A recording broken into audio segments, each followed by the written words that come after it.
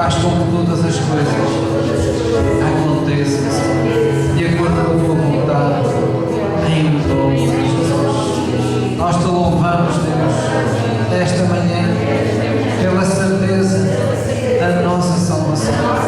Nós te louvamos, Deus, porque o teu amor está aqui para mudar as nossas vidas, segundo a tua palavra, que é viva e eficaz, mais penetrante que espada alguma, para ir ao mais íntimo do nosso ser e estabelecer o teu trono em nossos corações, em o nome de Jesus. Oh, querido Pai, nós nos aquietamos na tua presença, sabendo que és Deus, Deus íntegro, Deus fiel, sabendo que quando nos chamas à tua presença é para que algo aconteça de bom, segundo a tua plena vontade, que nos domina, que se apossa de nós pelo teu Espírito Santo, em o nome de Jesus.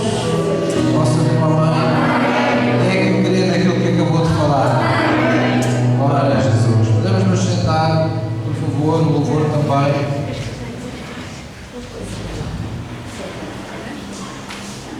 Vamos abrir nossas Bíblias, por favor, em Gênesis 5, versículo 1, logo o primeiro livro da vossa Bíblia. Nós estamos aqui para cultuar a Deus. Esse é o primeiro grande nosso propósito. O nosso culto a Deus, no nosso culto a Deus há lugar para sermos ministrados, há lugar para suprir necessidades, há lugar para sermos confortados, mas ele obedece com um princípio, que é a busca do reino de Deus e da sua justiça em primeiro lugar. Nós buscamos Deus e necessitamos cada vez mais compreender essa necessidade de santificar este momento, separar este momento em que buscamos a Deus de todos os outros momentos que conhecemos em nossa vida, porque este é o momento onde nós nos abstraímos e nos abstemos de tudo aquilo que achamos que é urgente para buscar a presença de Deus e buscar aquilo que é Deus em nós. Amém? E tudo começa aqui, tudo começa em nós acharmos Deus. Jesus nos encoraja na sua palavra e diz: busquem e vocês vão achar, peçam e vocês vão receber, batam à porta de Deus e vocês não vão ficar desapontados, porque Ele vos vai abrir a porta. A Bíblia contém inúmeras passagens que reafirmam este princípio. Diz que tudo aquilo que vem a Deus, de forma alguma, Deus o lançará fora. Diz que tudo aquilo que vem à mão de Deus, de forma alguma, quem quer que seja, os arrebatará da mão de Deus. Então, todas essas passagens falam nesse poder do amor de Deus que, como que nos cola a Deus. Nós, de uma forma desejosa no nosso coração, muitas vezes cantamos com algo que nos amarra a Ele, não temendo essas amarras, porque sabemos que são amarras benignas, não é? São laços benignos de amor que nos prendem a Ele. Hoje nós vamos ver que em Cristo nós fomos chamados a crescer à imagem de um novo Pai. E o cristianismo começa com uma compreensão básica, mas muito importante, daquilo que é o plano da salvação. Para muitas pessoas a salvação é, num dia qualquer da nossa vida, reconhecermos Jesus como nosso Senhor e nosso Salvador, entregamos minha vida e pronto, e está feito. Mas não, a salvação não é só isso. Há todo um plano, há todo um processo, há toda uma intencionalidade de Deus e há tudo algo que foi recuperado e que é recuperado em nossa vida quando nós nos voltamos para Deus. Em Gênesis 5, versículo 1, diz assim a palavra de Deus: este é o livro das gerações de Adão, no dia em que Deus criou o homem, à semelhança de Deus o fez. Homem e mulher os criou e os abençoou. Homem e mulher os criou e os abençoou. E chamou o seu nome Adão no dia em que foram criados. Deus criou o homem à sua imagem, à imagem de um Deus íntegro.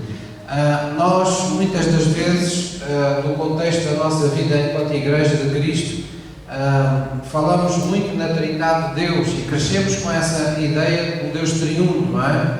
Um Deus que é Deus Pai, Deus Filho e Deus Espírito Santo. E de facto isso está correto, isso ajuda-nos a entender muito do nosso relacionamento com Deus, muitas das formas como o próprio Deus opera. Porém, entre os judeus daquele tempo não havia essa necessidade. Eles tratavam Deus como um único Deus, não é? Inclusivamente, numa passagem que aqui em Deuteronômio 6, Moisés diz: ouve, ó Israel, o Senhor nosso Deus é o único Senhor. E quando ele diz isso, ele está a chamar como que a centrar todas as atenções nessa integridade de um Deus perfeito, de um Deus pleno, de um Deus que nada lhe falta, de um Deus que, para quem não há necessidades que não possa suprir, um Deus para quem não há desejos que não possa satisfazer, um Deus que não tem nada de imperfeito, que não lhe falta o que quer que seja.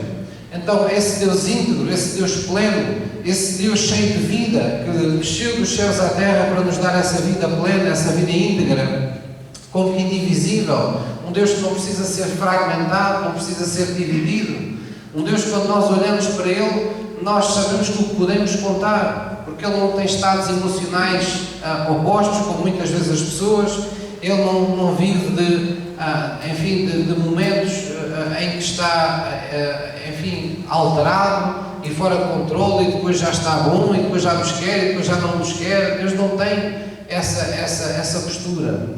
Deus é um Deus de caráter, um Deus com uma personalidade forte, com uma personalidade amorosa. E Deus é um Deus justo, um Deus fiel, mas Ele é um Deus íntegro. E a Bíblia diz que Ele nos fez à sua imagem e semelhança. Quer dizer que, homem e mulher, nós fomos criados à imagem e à semelhança de um Deus íntegro. Então, o que é que Deus nos deu quando nos criou na Terra, à humanidade, a nós, humanidade? Deus nos deu domínio sobre as circunstâncias naturais, Deus nos deu uma posição e Deus nos deu um relacionamento. Eu gostava que vocês se focassem nestas três realidades, não é? Deus nos deu autoridade sobre as circunstâncias naturais, Deus nos deu uma posição diante de Deus e Deus nos deu um relacionamento com Ele, com o Criador. Ora, quando Adão e Eva pecaram, ou caíram em pecado, esta integridade que eles tinham enquanto indivíduos, eles perderam-na. E vamos voltar a estas três coisas. O que é que eles perderam quando desobedeceram a Deus e quando ficaram, como diz a Bíblia, destituídos da glória de Deus? Eles perderam estas três coisas de imediato. Perderam a autoridade sobre as circunstâncias que lhe aconteciam em sua vida, ao seu redor.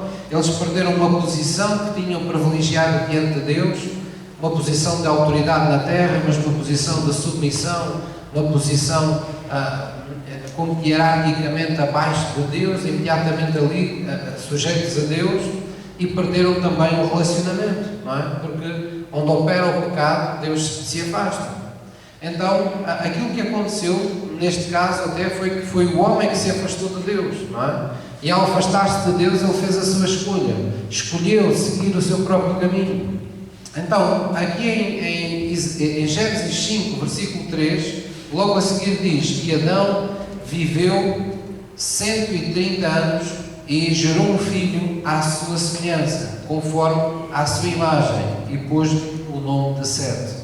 Entre a primeira passagem que eu vos li, do versículo 1 e do versículo 2 e o versículo 3, algo verdadeiramente acontece, não é? Adão e Eva foram criados à imagem e semelhança de Deus, mas quando Adão e Eva são lançados fora do Éden, Adão tem um filho chamado Sete, e este filho já não é à imagem, vamos dizer assim, do Deus Criador, ele é à imagem de Adão, ele é à imagem de um pai caído, de um homem caído, ele é à sua imagem e semelhança. E este é o princípio que introduz na vida do ser humano a necessidade de nós sermos salvos. É que de geração em geração nós dizemos isso frequentemente, e isto é uma explicação simples que nós temos. De geração em geração as pessoas vão nascendo à imagem de pais caídos, ou seja, de famílias que estão destituídas de uma posição diante de Deus, de um relacionamento com Deus, que estão destituídas da autoridade de Deus em suas vidas. E é por isso que nós crescemos com tantos medos, é por isso que nós crescemos nesta terra e viemos a este mundo e rapidamente fomos tão dilacerados, tão marcados, não é? tão traumatizados por tantas decepções, por tantos desgostos, por tantas dores, por tantas coisas que nós não conseguimos controlar, ou que simplesmente a realidade nua e crua que nos atropelou na nossa vida. E há pessoas que nós podemos dizer que, quer reconheçam, quer não, vivem traumatizados com quase tudo, não é? Todas as coisas, em todas as realidades onde se desenvolveram, houve qualquer coisa que os marcou negativamente e profundamente. E isso marca-nos, isso faz nós como pessoas sem ousadia, pessoas tomadas pelo medo, pessoas tomadas pela angústia, pessoas temerosas, pessoas receosas do dia de amanhã, pessoas mais vocacionadas para a depressão ou para a tristeza do que propriamente para um gozo, para uma alegria de viver. Então estas são, digamos, as realidades que tocam o ser humano. São pessoas que vivem separadas de Deus na Terra, não é? E que vivem como se Deus não existisse em sua vida. Então nós precisamos entender que acontece que muitas vezes as pessoas dizem, era uma expressão que a mim pessoalmente me irritava profundamente quando eu era miúdo, não é? E vinham sempre aqueles amigos da família ou mesmo familiares mais distantes e diziam-nos sempre: ai, tu és a cara não sei o quê do teu pai, ai, tu és tal e qual como a tua mãe, não é? E há aquele sentimento, quando nós somos miúdos, que parece que nós não temos identidade, estamos sempre a dizer que nós somos como o A, como o B, como o C, não nos veem ainda como as tais pessoas com personalidade, com integridade, não é? E claro que as pessoas, quando muitas vezes diziam para um rapaz ou para um filho: tu és a cara chapada do teu pai, ou coisa do género, percebemos que as pessoas estão, de certa forma, falando de uma afinidade física, não é? De parecenças físicas, de semelhanças que facilmente são reconhecidas por todos. Mas, quando vamos às questões espirituais, percebemos que, olhando com mais atenção para a vida das famílias, muitas são as vezes em que os filhos não ficam apenas com afinidade física, semelhança física, à imagem e à semelhança física dos seus pais. Muitas vezes transportam também, digamos que, semelhanças com o histórico de vida dos seus pais. Por vezes, eles continuam a ser a expressão de um mau temperamento que os pais também tinham, ou continuam a viver na dependência de vícios que os pais também tiveram. Ou muitas vezes continuam a ter um histórico de relacionamentos, ou uma forma de tratar a família, ou uma forma de lidar com a sua vida profissional ou laboral idêntica àquelas que os pais tiveram. Então, muitas das vezes, e num sentido até negativo do termo, os filhos acabam assumindo as tendências pecaminosas que muitas vezes os pais tiveram. O que é que há de especial nisto? O que é que há? Será que é apenas uma herança espiritual? Será que é apenas uma hereditariedade espiritual que as pessoas têm de pais para filhos? Não se esgota nisso. A questão é que Deus, quando criou a figura do pai na família, criou a figura de um pai para padronizar, para ser uma imagem que padronizasse o comportamento, que desse referências aos filhos. E quando os pais nascem de geração em geração separados de Deus, cada um tentando se safar o melhor possível, nós estamos aqui a falar de pessoas que são más, pessoas que só fazem asneiras, não, estamos a falar da humanidade em geral, das pessoas tentando se safar, não sabendo sequer que Deus existe. Então cada um socorre-se daquilo que tem à mão de semear. Muitos especializam-se nas mentiras, no engano, nos esquemas, nas falcatruas, nas vigarices. Muitos especializam-se em tirar partido das fraquezas dos outros, como tantos outros comportamentos, ou como tantas outras atitudes que as pessoas acabam por tomar por uma necessidade de sobrevivência. Não porque as pessoas escolheram o mal conscientemente, mas porque aprenderam a viver num mundo que jaz no maligno, num mundo onde o bem e Deus parecem completamente ausentes. Então, muitos desses filhos, o que aconteceu foi que copiaram os seus pais. Tiveram como imagem homens imperfeitos, então a imperfeição continuou neles. A natureza do pecado continuou a ser cimentada neles. E é por isso que toda a gente precisa de um encontro real com Jesus. Pais, filhos, toda a gente precisa do encontro real com Jesus, porque é o encontro real com Jesus que faz uma ruptura, cria uma ruptura, faz com que haja uma mudança significativa, haja um novo começo. É por isso que a Bíblia diz: se alguém está em Cristo, as coisas velhas passaram, eis que tudo começa de novo. Porquê? O que é que acontece de facto? Acontece que nós somos de facto retirados dessas tendências pecaminosas, digamos, e há muitas vezes até familiares que nos acompanham, e nós somos colocados à imagem de um Pai que temos no céu. A oração do Pai Nosso ensina-nos isso, ensina-nos que agora nós temos um Pai que é nosso, que está no céu, com os seus olhos postos sobre a nossa vida.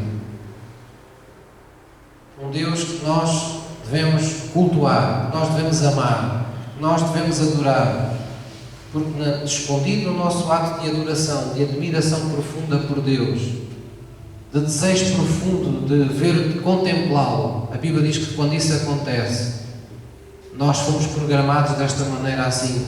Quando nós contemplamos muito uma coisa ou uma pessoa, adoramos muito, vivemos quase que obcecados por isso, nós nos tornamos parecidos àquilo que nós adoramos. A Bíblia fala nisso. Então nós agora fomos chamados a viver à imagem e à semelhança do nosso Pai que temos no céu. Porquê? Porque foi esse o plano desde o princípio. Quando Adão e Eva foram colocados na terra, eles foram criados à imagem e à semelhança de um Deus íntegro, de um Deus fiel, de um Deus verdadeiro, de um Deus cujo amor faz prevalecer a sua vontade. E nós precisamos compreender que ser cristão é ser retomado a essa posição que perdemos, é ser retomado a esse relacionamento que nós não tínhamos. E é por isso que não é agradável a Deus que nós, depois de entregarmos a vida a Jesus, continuarmos uma vida onde deixamos Deus assim um bocadinho à margem, no quintal, não o convidamos para vir para a nossa casa, onde nós, para fazermos uma festa com os nossos amigos ou com os nossos familiares, deixamos-o fechado na despensa e quando acaba a festa vamos buscá-lo de novo.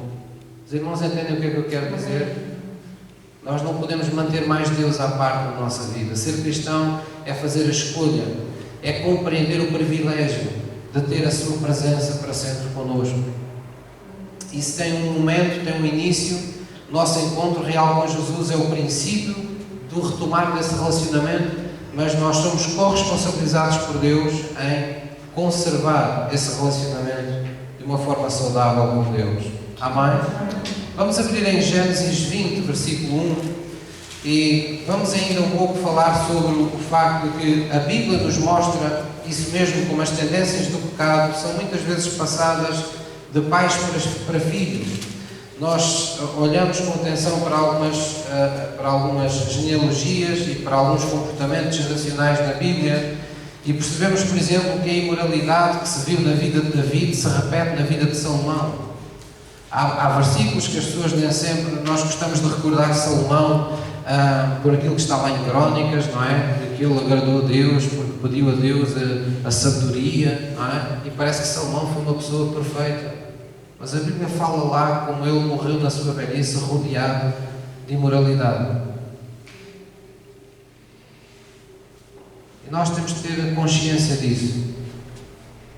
Em Gênesis 20, versículo 1, fala-nos exatamente do que aconteceu com Abraão e com Sara. Eu vou ler esta passagem bíblica e vou tentar explicar o mais sucintamente possível. Diz no versículo 1 que partiu Abraão dali para a terra do sul e habitou em Gades e Sur e peregrinou em Gerar. E havendo Abraão dito de Sara, sua mulher, é minha irmã, enviou Abimeleque, rei de Gerar, e tomou a Sara. Ora, aqui o que aconteceu foi que Abraão teve de descer a Gerar, não é? Este rei Abimeleque, e o que aconteceu foi que ele temeu pela sua vida. Ele sabia que Sara era uma mulher muito bonita, ele sabia que provavelmente quando aquele rei visse a sua mulher iria querê-la para o seu harém, e naquele tempo as coisas eram muito levadas a peito e eram muito respeitados os direitos que as pessoas tinham sobre a vida umas das outras. Quando uma mulher era casada, ela pertencia literalmente ao seu marido. Então ele sabia que aquele rei, para ficar com aquela esposa, acabaria por matá-lo a ele. Então ele instruiu Sara para que Sara dissesse que ela era apenas irmã dele. Ele como que usou uma meia verdade. Para quê? Para iludir aquele rei e, acima de tudo, para se safar ele próprio. Ele não estava muito preocupado, inclusive, é que aquele rei bárbaro usasse e abusasse da sua própria mulher, podendo comprometer até o futuro do plano de Deus na sua vida, como seria a vinda de Isaac, não é? Mas ele preferiu pensar em safar-se em si mesmo. Havia ali uma tendência do engano, havia ali uma tendência pecaminosa naquele homem que prevaleceu nesta situação. Quando nós olhamos para a Bíblia, por exemplo, para Gênesis 26, um pouco mais à frente, nós reparamos que vai acontecer exatamente o mesmo com o seu filho Isaac. Se Abraão era casado com Sara e Abraão tomou essa decisão, aqui vemos que em Gênesis 26, no versículo 1, diz que havia fome na terra, além da primeira fome que foi nos dias de Abraão, e foi Isaac a Abimeleque novamente, rei dos filisteus em Gerar. E depois diz no versículo 6, assim habitou Isaac em Gerar, e perguntando-lhe os homens daquele lugar acerca de sua mulher, disse, é minha irmã, porque temia dizer, é minha mulher, para que porventura, dizia ele, não me matem os homens daquele lugar por amor de Rebeca, porque era formosa à vista. Então aqui temos um filho a repetir exatamente a mesma tendência pecaminosa do seu pai. A Bíblia mostra-nos estes relatos, e estas coisas não estão lá por acaso, estão lá por aquilo que nós estamos a dizer desde o princípio desta mensagem. Quando o homem é destituído da glória de Deus, as suas gerações seguintes são formados à imagem de um homem caído, são geradas na natureza do pecado. As pessoas pecam não porque são más pessoas, as pessoas pecam porque têm dentro deles a natureza do pecado. Todos precisamos do encontro real com Jesus, porque é isso que nos livra, primeiramente que tudo, da natureza do pecado. Deus restitui em nós a sua natureza, a natureza divina, põe dentro de nós a sua natureza divina, dá-nos um novo começo. Por isso nós somos nascidos do Espírito Santo e clamamos para Deus, olhamos para Deus não apenas como Deus, mas chamamos-lo de Pai, Pai nosso que estás nos céus. Venha o teu reino, santificado seja o teu nome em minha vida. É como se nós repetíssemos os passos que Deus falou a Abraão, anda na minha presença e ser perfeito. Posso ouvir um amém? Então é muito importante compreendermos isto.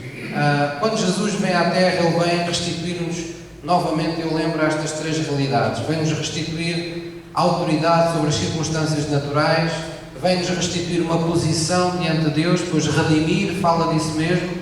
Redimir fala de nos recolocar numa posição da qual fomos destituídos. Nós agora somos chamados de sacerdócio real, nós agora somos chamados de uma nação santa, de um povo eleito, um povo escolhido por Deus, um povo a quem Deus escolheu não apenas nomear, mas glorificar. Jesus disse que a glória estaria sobre nós.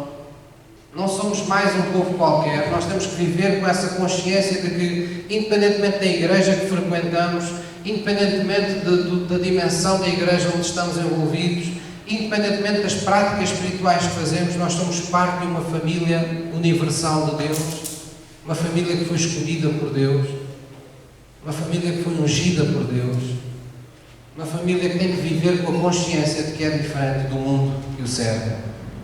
Amém? Vamos abrir em Gálatas 4, vamos aprofundar um pouco mais isto no nosso coração, porque isto está na base da nossa fé. Há momentos na nossa vida em que tudo treme à nossa volta, seja em que área for, e nesses momentos nós temos que nos lembrar que somos pessoas escolhidas por Deus. Temos que nos lembrar que não somos uns meros mortais que aqui andamos por andar, a quem nos pode acontecer tudo e mais alguma coisa. Nós somos pessoas escolhidas por Deus. E cabe às famílias, cabe aos pais redimidos que estão na igreja, aos pais redimidos que estão no corpo de Cristo, passar aos seus filhos esta certeza, esta convicção, esta tocha da fé, de que uma vez consagrada uma família, uma vez um pai, uma mãe se voltando para Deus, há uma misericórdia sobre a geração dos seus filhos e há um novo olhar atento de Deus sobre essa família, que nós podemos reivindicar na nossa vida de oração, que nós podemos confiar todas as vezes que libertamos a nossa fé. Gálatas 4, versículo 4, vamos lá ver nesta passagem bíblica, um pouco antes de Efésios. Gálatas 4 diz assim: mas vindo a plenitude dos tempos, leia comigo, Deus enviou seu Filho, nascido de mulher, sob a lei, para remir os que estavam debaixo da lei, a fim de receberem a adoção de filhos. E porque sois filhos, Deus enviou aos vossos corações o Espírito de seu Filho, que clama: Abba, Pai. Logo a seguir diz, leio eu só, assim que já não és mais servo, mas filho. E se és filho, és também herdeiro de Deus por Cristo. Amém?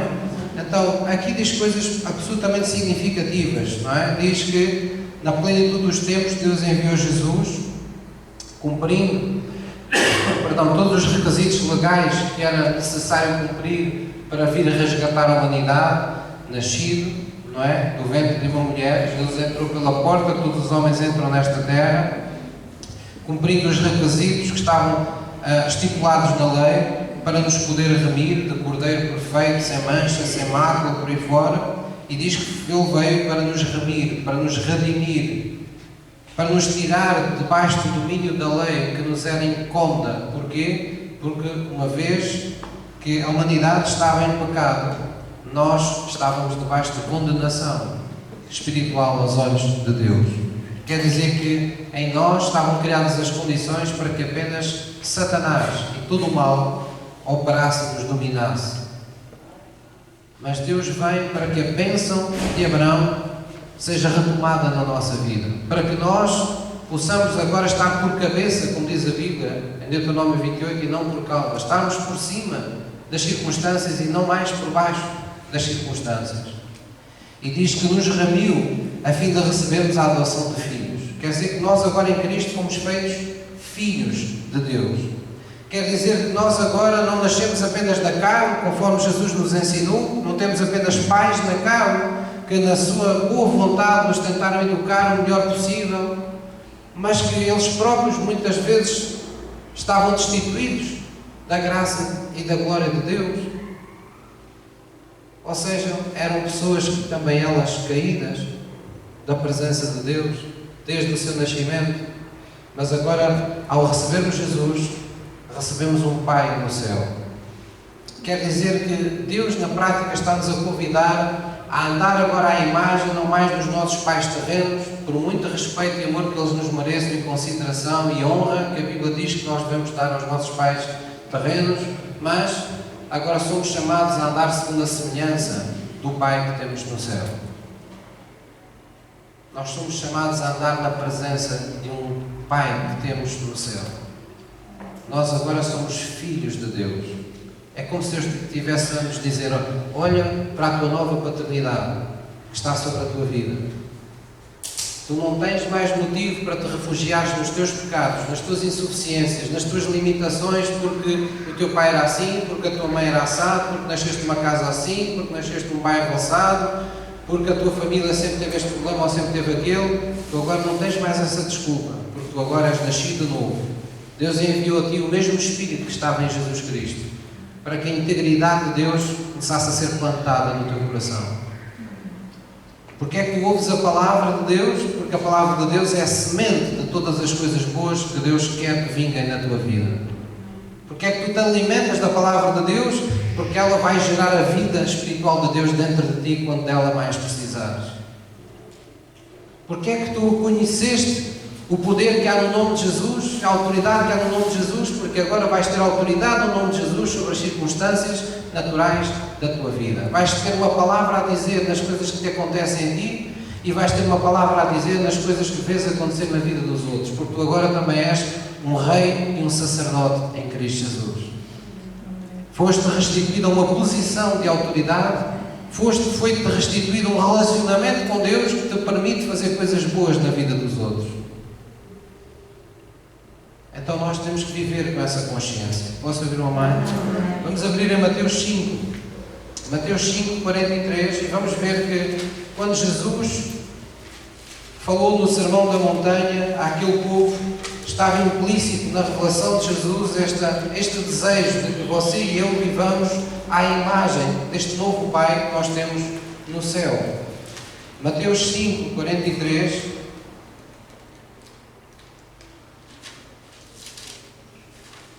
Mateus 5, 43, irmãos, já abriram?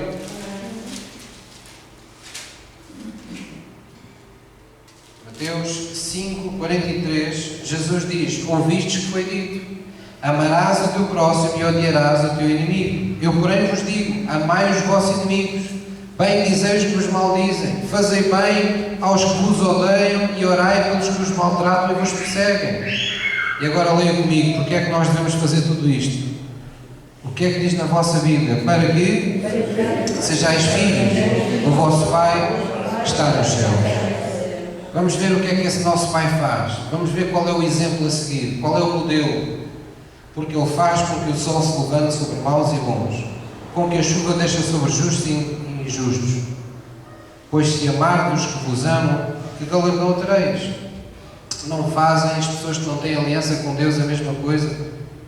Se saudares unicamente os vossos irmãos, que fazeis demais? Não fazem as pessoas que estão sem aliança com Deus também assim? Vamos ler o que é que diz no versículo 48. Vamos ver qual é o modelo. Para onde é que Jesus está a apontar o nosso foco da nossa fé? Sede vós, pois, perfeitos, como é perfeito vosso Pai que está nos céus. Então, Jesus pede-nos para ser perfeitos, para sermos íntegros, para sermos pessoas completas, pessoas que não nos falta nada. Porque é assim o nosso Pai que está nos céus. Dizendo por outras palavras, o que é que me interessa eu dizer que tenho muita fé, se depois, na área do amor, eu trato mal as pessoas, não tenho bom trato, não sou capaz de perdoar? Quem é que me está a entender? Então eu tenho que ser perfeito, eu tenho que procurar cumprir aquelas coisas que Deus já pôs dentro de mim para que acontecessem de uma forma diferente.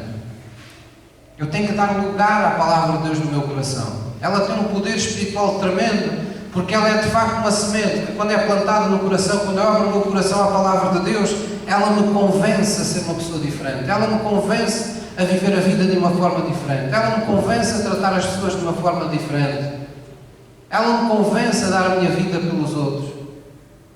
Então eu começo a ser à imagem desse Pai que eu tenho no céu. Eu começo a seguir esse exemplo, eu começo a aprender a ter prazer em ser como o meu Deus é. Não tem a ver com uma crítica aos nossos pais terrenos, porque a Bíblia honra-os, mas a Bíblia faz essa distinção. A Bíblia mostra-nos que os nossos pais terrenos procuraram, alguns não procuraram, infelizmente, mas muitos procuraram educar-nos de uma forma o melhor possível, disciplinando-nos o melhor possível, mas a Bíblia faz a distinção e diz, eles mesmo fazendo tudo o que lhes pareceu bem, procurando o melhor para nós, para os seus filhos, não devemos mesmo assim pôr os olhos nisso. Devemos pôr os olhos naquilo que o nosso Pai Celestial fez por nós e faz por nós. Vamos lá ver isso na Palavra de Deus. Vamos lá abrir em Hebreus 12. Hebreus 12, versículo 9. Hebreus 12, versículo 9. Estamos a falar sobre vivermos à imagem de um novo Pai que temos no céu. É disso que trata o cristianismo. Isto fala-nos de identidade, irmãos. Identidade é a coisa, se não é mais importante, é das coisas mais importantes para a nossa vida terrena. Que nós comecemos a viver como cidadãos dos céus na terra. Comecemos a viver como filhos de Deus, estando ainda nesta terra. Porque Jesus disse que quando cremos nele, nesse mesmo instante, passamos da morte para a vida. Houve uma mudança no mundo espiritual. Vamos lá ver Hebreus 12, já todos encontraram? Versículo 9. Diz-nos assim a palavra de Deus. Este versículo queria ir para o outro lado.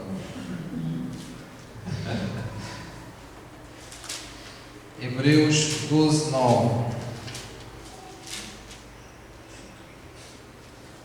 Diz-nos assim: além de que tivemos nossos pais, segundo a carne, para nos corrigirem, e nós os reverenciamos, não nos sujeitaremos muito mais ao Pai dos Espíritos para vivermos?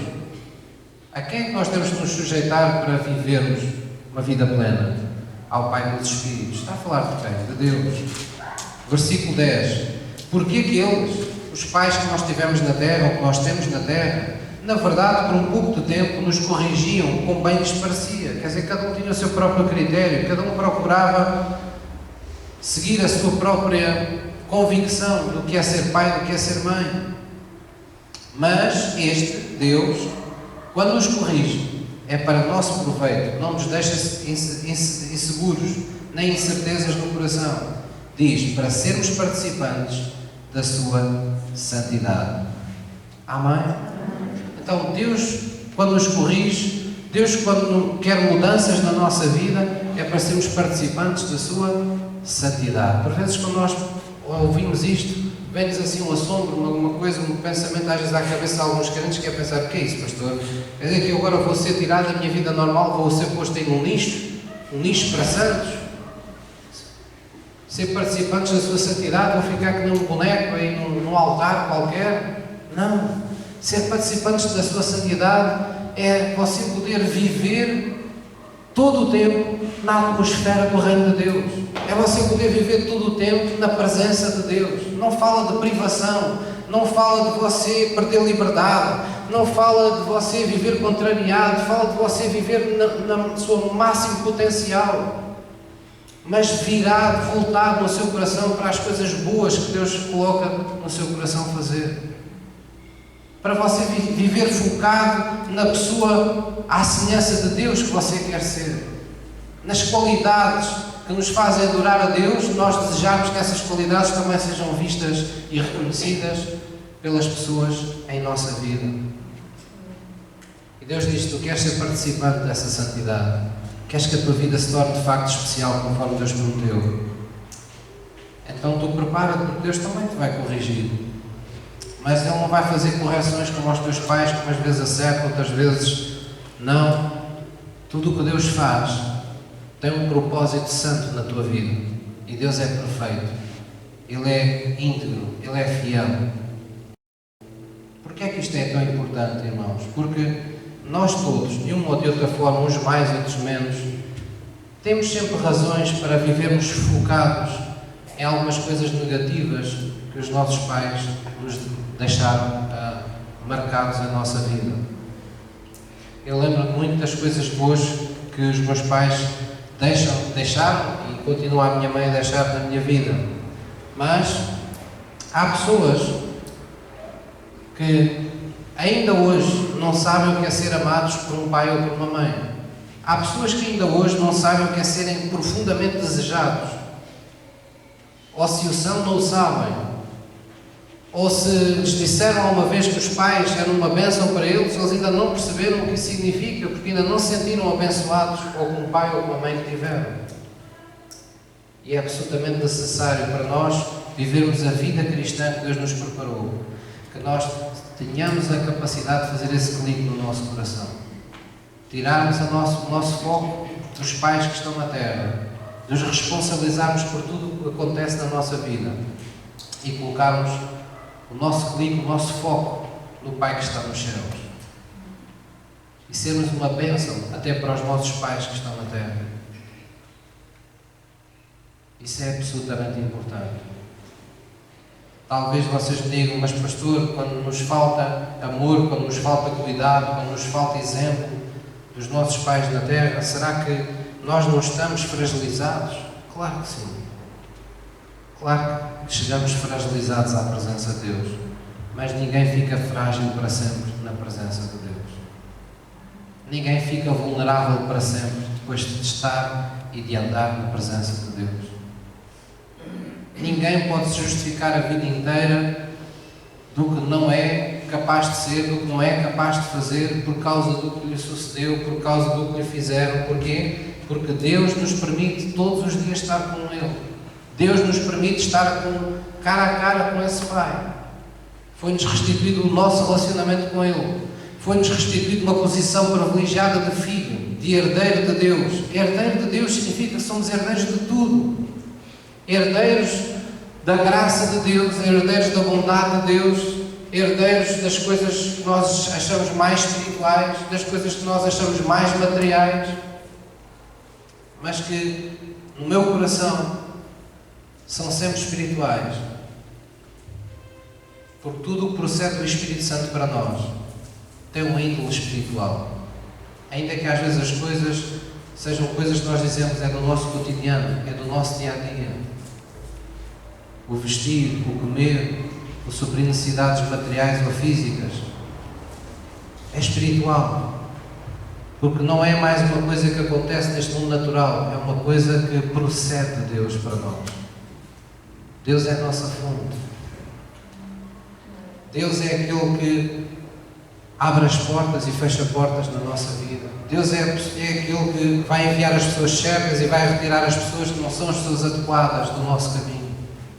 Deus é aquele que, quando nos vê frágeis e vulneráveis e passíveis de podermos ser enganados, faz com que essas ciladas nos sejam reveladas ao nosso entendimento para que fujamos delas atempadamente, para que possamos nos desviar desse mau caminho.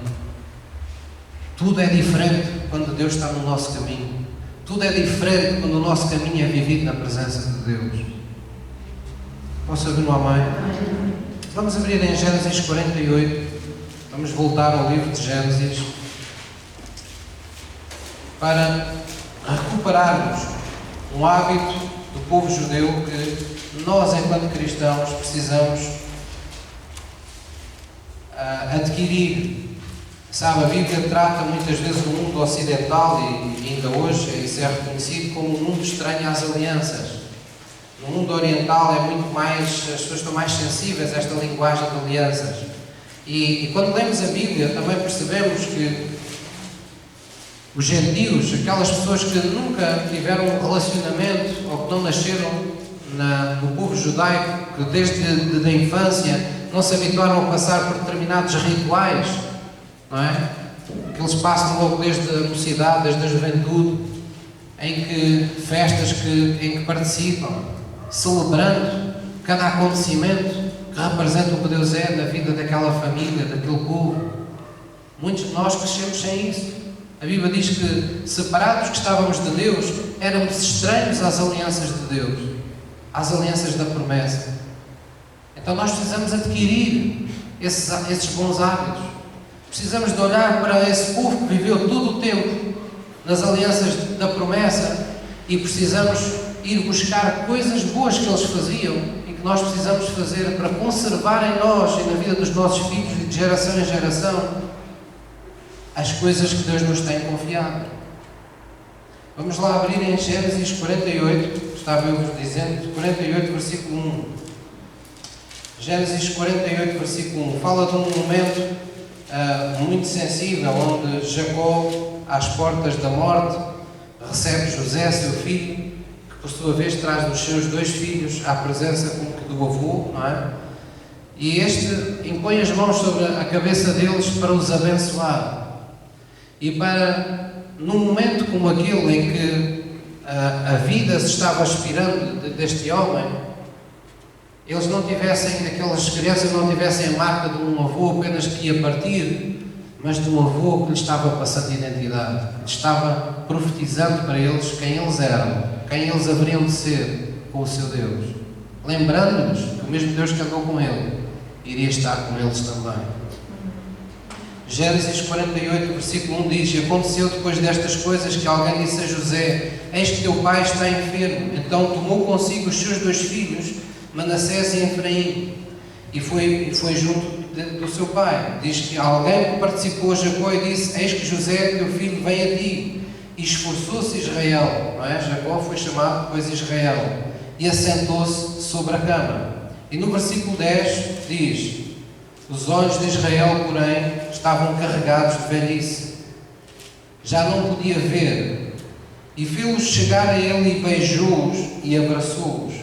No versículo 14 diz: mas Israel estendeu sua mão direita e a pôs sobre a cabeça de Efraim, que era o menor, e a sua esquerda sobre a cabeça de Manassés, dirigindo as suas mãos propositadamente. Não obstante Manassés ser o primogênito. Neste episódio há algo que está aqui a acontecer que nós não vamos falar hoje, mas foi o facto de que este Jacó, que se tornou Israel, ele estava como que passando a bênção da primogenitura, que deveria ser dada ao primeiro filho, para o segundo, não é? E isto tem um contexto que haveremos de falar noutra mensagem, um contexto que é profético e que fala na prática de algo que à partida parece que não é congruente, parece que não faz muito sentido, não é? Parece que quando há um primeiro, é no segundo que vem a bênção. E há muitas realidades assim na Bíblia. Porquê? Porque fala do segundo Adão. Não foi o primeiro Adão, o homem espiritual, mas foi o segundo Adão. Então, este do segundo e não o primeiro, do que veio depois, é uma forma de nos preparar para o facto de que todos nascemos na carne, mas depois as coisas que vêm do Espírito, não é? Vêm sobre o segundo nascimento, vêm segundo o novo filho que é gerado do Espírito Santo e não da vontade da carne. Mas pronto, não vamos falar nisso agora, vamos ver aqui, acima de tudo, esta realidade, que é Israel chamou aqueles netos, impôs as mãos sobre eles, propositadamente, com intencionalidade, e profetizou sobre eles, e falou para eles, lembrou-lhes o Deus que tinha vindo das suas gerações passadas, tinha sido o seu Deus, e lhes lembrou: este vai ser também o vosso Deus. Ou seja, entre o povo judeu havia esta cultura de os pais passarem para os filhos a consciência e ministrarem aos filhos pelo abraço, pela imposição das mãos, pelo abençoar, comunicar a identidade de um povo, a identidade de pessoas que pertencem a Deus. De forma que, ainda hoje, na família judaica, as pessoas sabem que são diferentes. O mundo inteiro sabe que os judeus são diferentes de todo o mundo. Tratam-nos como pessoas diferentes. Eles sabem que são pessoas diferentes. E nós, enquanto cristãos, temos que viver com a idêntica consciência de que nós andamos no mundo, mas, como diz a Bíblia, não somos mais deste mundo, disse Jesus. Nós agora somos de Cristo. Como Paulo disse, andamos na carne, mas não lutamos mais segundo as armas da carne. Essa coisa de andar em invejas, em disputas, em guerras, em contendas, em segundas intenções com os outros, não é mais para nós. Essas não são mais as nossas armas. Nós operamos pela lei do amor, nós operamos pela lei da integridade, nós operamos pela lei da fidelidade, nós operamos pelo caráter de Deus em nós. A Bíblia diz que quando andamos num caminho reto aos olhos de Deus, Deus fará com que todas as coisas aconteçam como devem acontecer em nossa vida. Então nós cristãos temos também que cultivar esta identidade em nós, nas nossas casas, nas nossas famílias, na vida dos nossos filhos, para que desde muito tenra idade eles cresçam com a consciência de que são também eles crianças diferentes das outras. Não crianças diferentes no sentido de serem marginalizadas, serem postas de parte, mas eles têm que crescer com a consciência de que Deus escolheu a sua família, de que a mão de Deus está sobre a sua casa, de que eles não estão sujeitos às mesmas coisas que os outros estão. Porquê é que isso é importante? Porque é a nossa fé que vai vencer este mundo.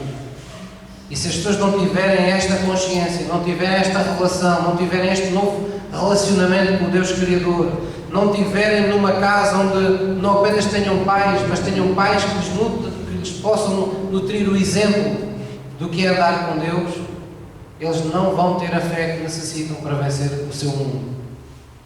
Então é importante que os pais os avós, passem, ministrem, comuniquem a identidade em Cristo com os seus filhos, com a sua família.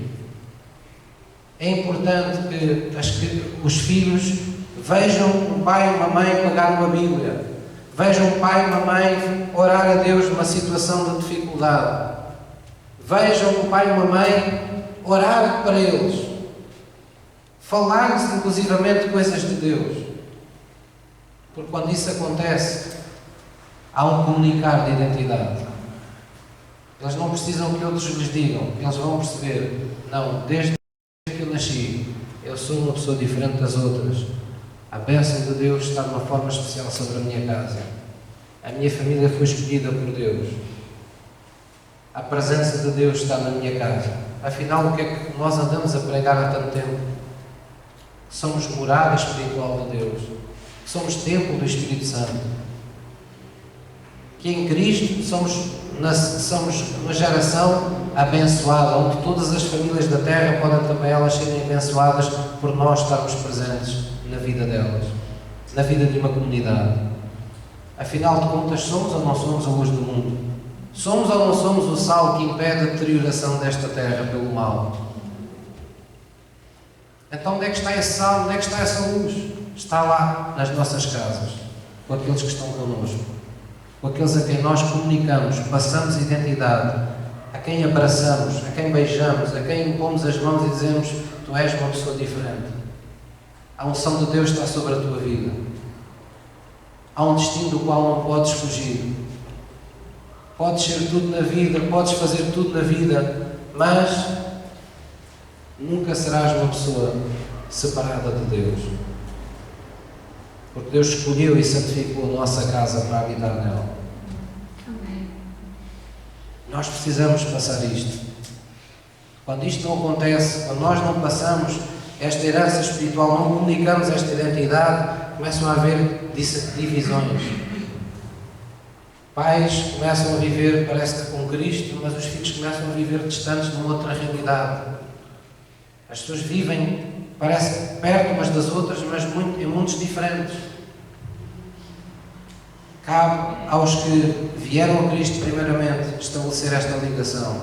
Tudo vem de cima, tudo vem por uma via de ordem dada por Deus, tudo vem de uma forma hierárquica. Não é por acaso que a palavra dos pais tem uma autoridade especial sobre a vida espiritual dos filhos. É porque Deus instituiu isso, Deus capacitou isso para que houvesse como que uma dinastia espiritual, houvesse como que uma capacidade de fazer perdurar as bênçãos de Deus de geração em geração sobre as famílias. Amém? E nós todos somos responsáveis por fazer isso. Pastor, e agora eu na minha situação, na minha casa, há esta situação assim, há aquela situação assada, como é que eu vou resolver isto? Tudo tem solução quando nós pomos nas mãos de Deus. Tudo tem solução quando nós acreditamos que Jesus pode mudar as circunstâncias da nossa vida. Tudo começa na nossa fé. Jesus disse: se tu podes crer, tudo é possível àquele que crê. Pastor, mas como? Eu não posso, eu não tenho autoridade, eu não tenho forma de fazer. Não somos nós que vamos fazer, é Deus. As obras são de Deus. Se Ele entender que nós somos as pessoas para restaurar as coisas que estão quebradas e por consertar a nossa vida familiar, nós seremos chamados por Deus. Mas se não formos as pessoas certas, Deus há de levantar, nem que seja as pedras, para que o Evangelho seja pregado. Deus fará o que for necessário para confirmar que aqueles que esperam no Senhor não serão desiludidos, não acabarão confundidos, mas viverão na glória de Deus. Posso ouvir um amém? Essa é a certeza com a qual nós temos que viver sempre. Posso ouvir um amém mais uma vez? Vou pedir ao louvor que suba, por favor. Amados, é muito, muito importante nós compreendermos que isto é verdade, isto é algo que nós precisamos tomar atenção. Hoje muitos crentes vivem coxos, vivem inseguros na sua alma, no seu caráter, porque cresceram sem esta figura deste pai, sem este pai, não é? Outros tiveram pais que, em vez de lhes passar bênção, ainda lhes deixaram culpa. Quantos casos eu conheço assim? Pais que os filhos fizeram o que eles não gostavam e eles simplesmente, num ato de irracionalidade, praguejaram contra os filhos, ou porque saíram de casa quando eles não queriam, ou porque casaram com a pessoa com quem eles não gostavam. Pais que praguejaram, pais que culpam os filhos pela vida que têm. E muitos filhos aceitaram isso. Casos dramáticos de pais que amaram a vida inteira aos filhos, mas nunca conseguiram comunicar esse amor, nunca conseguiram comunicar essa bênção para os filhos. Viveram uma vida inteira nem a paredes meias, é perto uns dos outros, mas nunca sentiram o amor fluir de uma forma que pudesse ser fluida, que pudesse ser comunicada. Então, hoje que nós estamos em Cristo, hoje que nós estamos na Palavra de Deus, nós podemos mudar as coisas. Amém? Nós sabemos que Deus não tem netos, Deus só tem filhos. Deus tem-me a mim por filho, tem aos meus filhos por filhos, e um dia, se Deus for da sua vontade que eles tenham filhos, terão os meus netos por filhos dele também. Quer dizer que Deus tem um relacionamento pessoal, do pai para filho, para todos. Mas então o que é que nós pais estamos cá a fazer? Estamos cá para cooperar com Deus. Todo o pai que está em Cristo, toda a mãe que está em Cristo são pais regenerados, são pais redimidos, são pais que ajudam no processo daquilo que Deus quer fazer na vida de todos os que Ele coloca aqui nesta terra. Porque não há ninguém que venha a este mundo que não venha pela vontade de Deus. Os que nasceram nesta terra, se lhes foi dado um corpo, se lhes foi dado, se são um ser espiritual, esteja o seu espírito morto ou com vida, se lhes foi dado um espírito, se lhes foi criado um espaço para Deus habitar, então não estão cá por acaso. Deus vai querer viver, vai querer se revelar, vai querer habitar nesses corações. E todos aqueles que estão em Cristo são chamados a querer, são chamados a concordar com Deus, são chamados a orar com Jesus: Pai nosso que estás nos céus, santificado seja o teu nome na vida dos meus filhos, santificado seja o teu nome na vida desta geração. Venha ao teu reino, seja feita a tua vontade, agora na terra, Senhor, como é feita sempre na tua presença no céu. Amém? Vamos ficar de pé, por favor.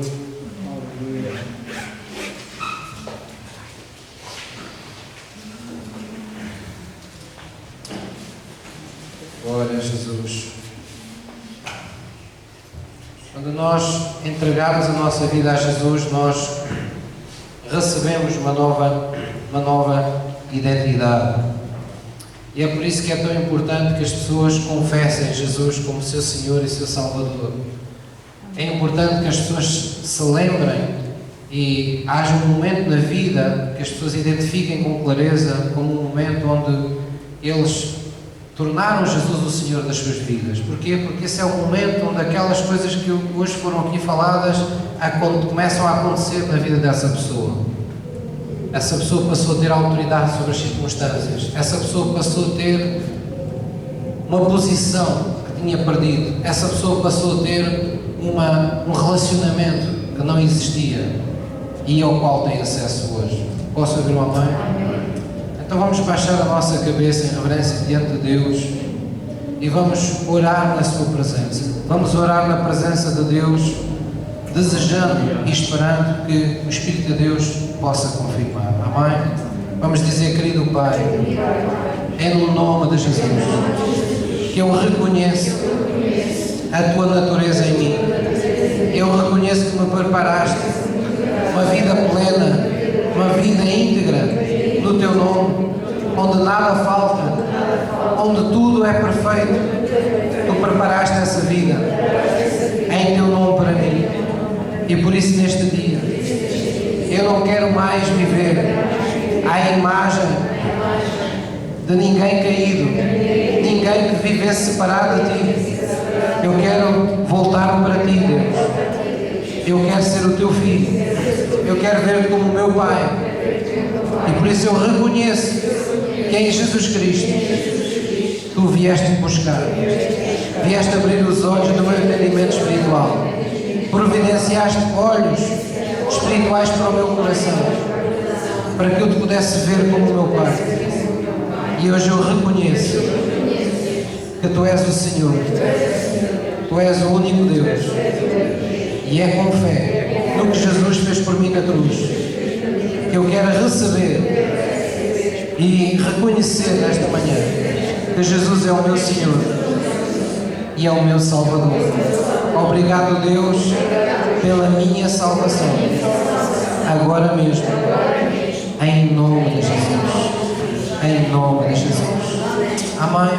Vamos adorar a Deus de todo o nosso coração, e tudo aquilo que nós ouvimos hoje, vamos deixar que isso nos liberte na presença de Deus. Amém. A Bíblia diz que se alguém está em Cristo, não há mais condenação para aqueles que estão em Cristo.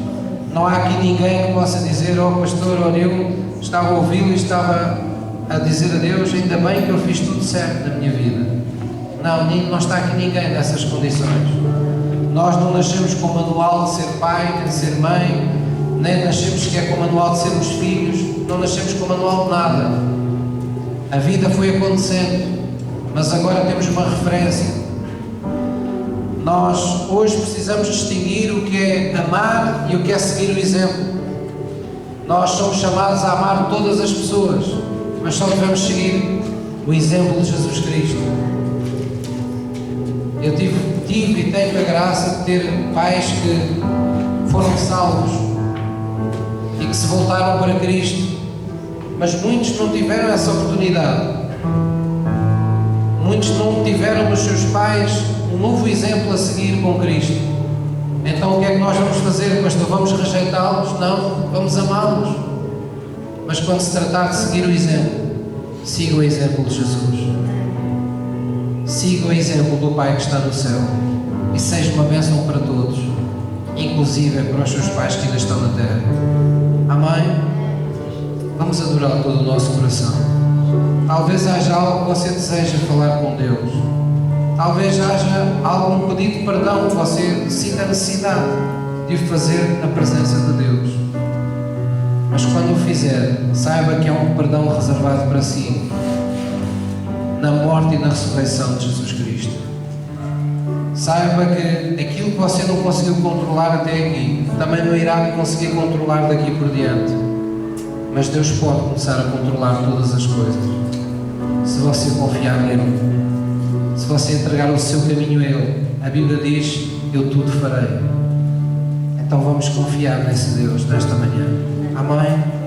Abra o seu coração para Ele, adore, expresse toda a sua admiração profunda e pessoal por Deus, lembrando-se que cada momento, cada oportunidade de adoração é um momento que tem para ser mais parecido com o seu Pai que está nos céus, para ser mais semelhante ao seu novo Pai que tem agora.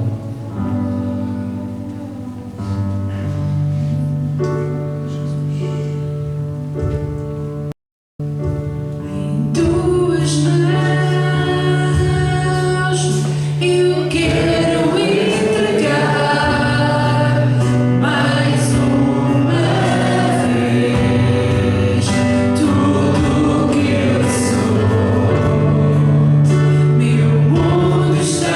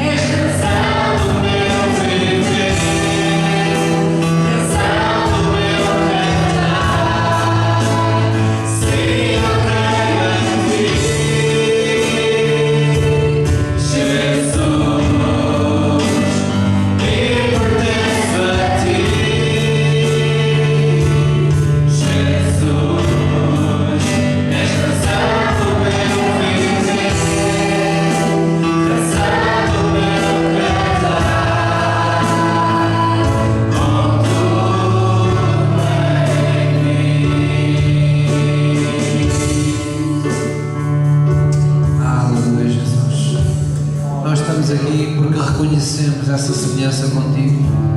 Reconhecemos que te pertencemos a ti, Senhor. Ajuda-nos a criar essa identidade em nossos lares, em nossas famílias.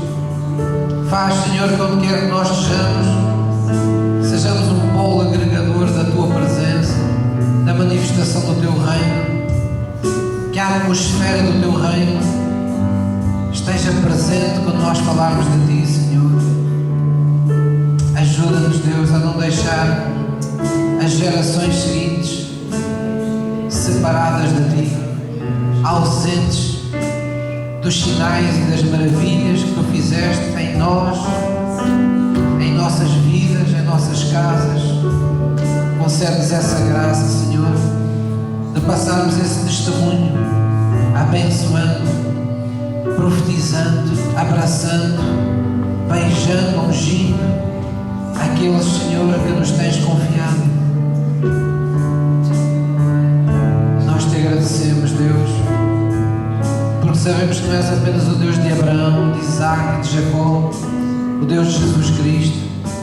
Serás também e és o nosso Deus, Deus dos nossos filhos, o Deus de todos aqueles que de nós procederem. Porque conforme está escrito, nos elegeste, nos escolheste, nos nomeaste, nos tiraste do mundo de maneira que não somos mais do mundo, mas te pertencemos a Ti, Senhor. E Tu mesmo nos justificaste. Se nós fôssemos do mundo, o mundo amaria o que era seu. Mas é por Ti que nós nos sentimos amados. Porque é de Ti que nós queremos viver dependentes em todo o tempo, Deus. Manifesta essa vontade em nossos corações. Entroniza-te em nossos lares, em nossos relacionamentos, em nossas emoções. Faz-nos, Senhor, andar e ministrar mais do que emoções uns aos outros. Faz-nos ministrar a Tua unção, essa unção que revoga o poder dos pecados passados, essa unção que destrói as tendências pecaminosas familiares passadas em nossa vida.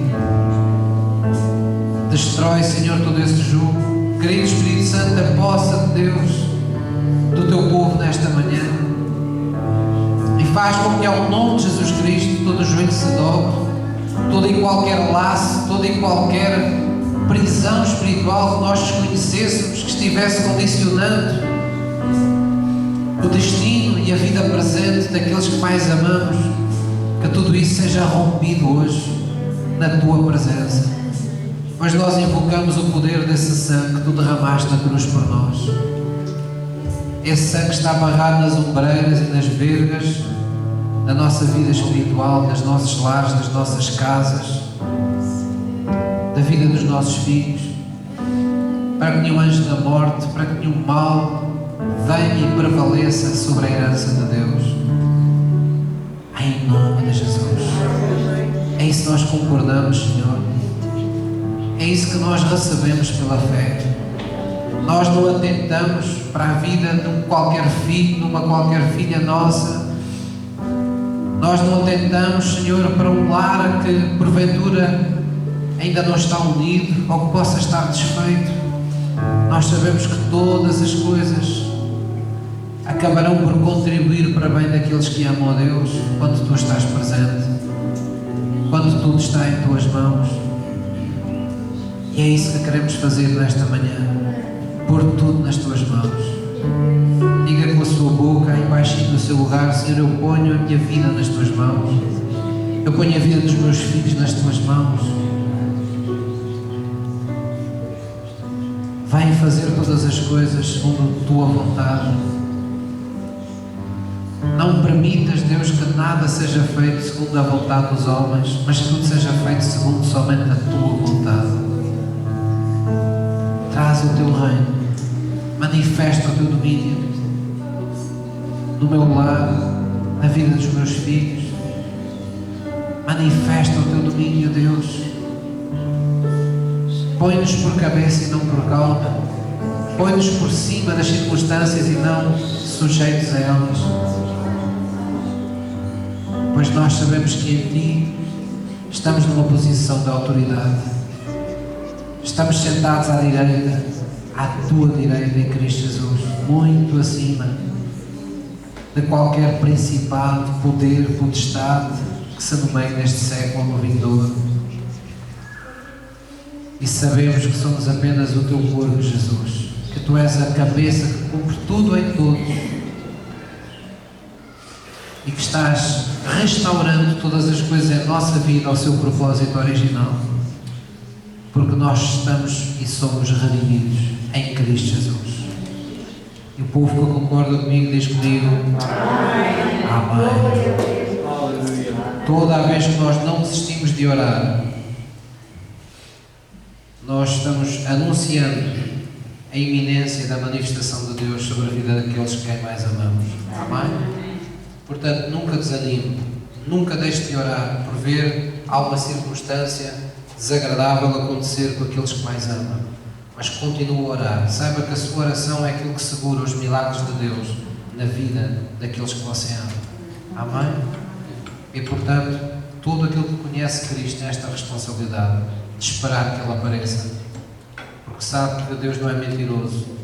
Sabe que Deus, como diz a Bíblia, não se arrepende daquilo que diz, nem mente quando fala.